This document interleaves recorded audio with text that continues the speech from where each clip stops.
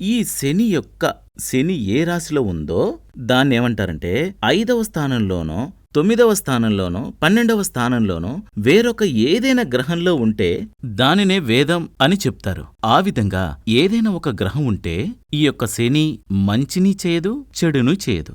ఇది శాస్త్రం. అంటే ఒక గ్రహం గోచార స్థానంలో ఉన్నప్పుడు మాత్రమే మనకి మంచి చేస్తుందన్నమాట.